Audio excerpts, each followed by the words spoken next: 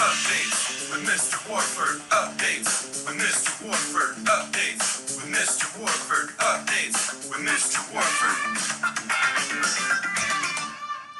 What's up? Welcome to Updates with Mr. Warford. So you should have watched the first Updates with Mr. Warford video about Spain.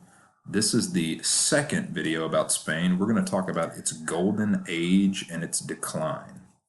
So, if my computer will load, it'll go to the next slide. Sweet. So we talked about yesterday how Charles V was simultaneously trying to control two empires, the Empire of Spain, and then an empire that a influential family known as the Habsburgs controlled that included the Holy Roman Empire that we talked about during the Age of Reformation unit, or the Protestant Reformation unit.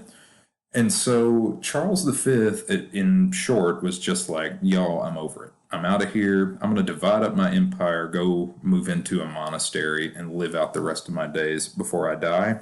He splits up all this land and all this power to his brother and his son. His son, Philip II, takes over Spain.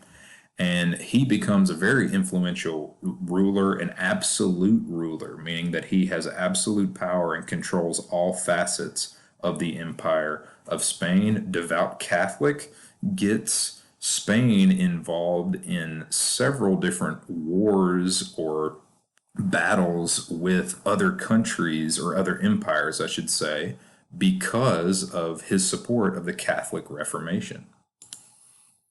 So the golden age of Spain is around 1550 to 1650. So for about 100 years, historians refer to that as the golden century of Spain. And that's because they are very influential in world trade, because remember, they're sending conquistadors over to the New World to find new goods, materials to bring back and sell in Europe. So they're very influential in that way. Also, they're very cutting edge with lots of brilliant art and literature. And some of this stuff's going to sound like a little rewind to our Renaissance unit, and that's because it is.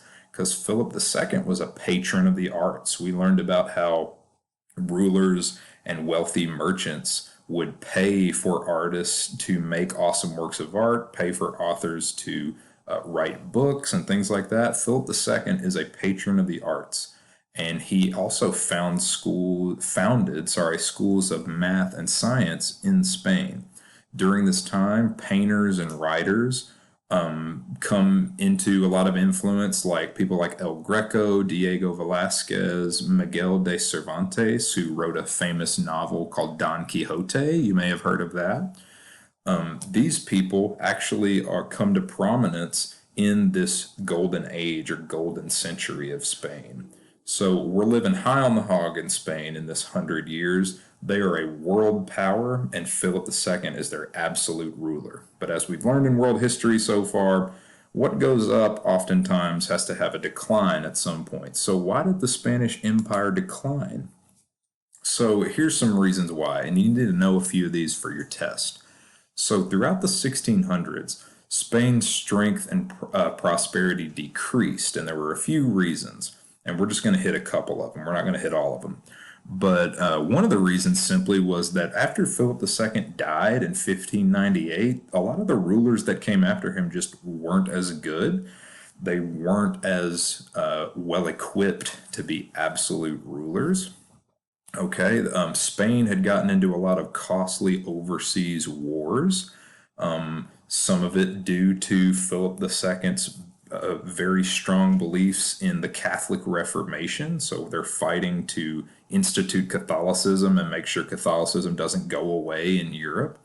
And that's costly because you're entering in wars with multiple countries and multiple empires. So another reason is that treasure and raw materials and raw goods that are coming from the New World are a blessing for the Spanish, but also a curse.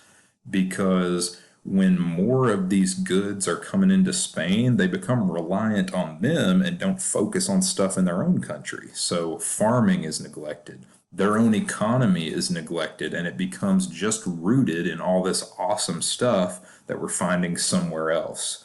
So when you have, when you go on an exploration and you don't find anything on that particular exploration and they come back a few months later or whatever and there's nothing there, that's bad. Your economy is going to be affected by that when all you are focusing on is what you can bring in. So their farming is neglected, their own economy is neglected.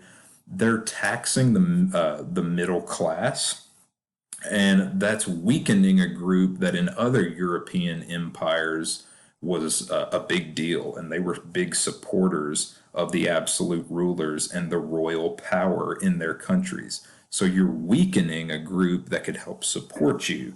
And that's not a good thing if you're an absolute ruler. So they're weakening the middle class in Spain. And then the other thing is, and we're not an economics course here, but it is a big deal in the decline of the Spanish Empire, was something called inflation. And inflation just means that your currency is not as valuable as it was, or the value of your currency goes down. Sometimes you may hear in America people refer to the value of the dollar, or something similar to that. So inflation was happening in Spain because they were bringing in silver and gold from exploration, right? They're going to the Americas, bringing in silver and gold.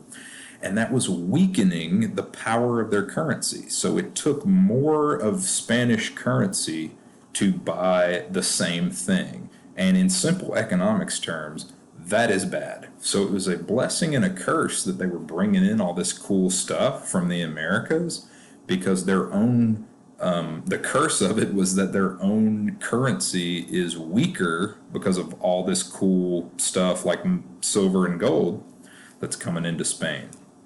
So we've got leaders that are not as well equipped as Philip II. We've got overseas wars that are too expensive. They're neglecting their own economy and their own farming. And we've got things like inflation. Those are reasons that the Spanish Empire is going to decline during this, what's called the age of absolutism, the age of absolute rulers. So hopefully you can remember some of those things, because those will help you for your test. So what are we doing next? What's the next steps? Whoops, I went too far. The next steps is, what I want you to do is I want you to spend your time today after watching this video. Go back through previous videos, go back through slides, go back through past assignments, and I want you to try to knock out a few questions about Spain for your study guide. If you have any questions, let me know. Peace.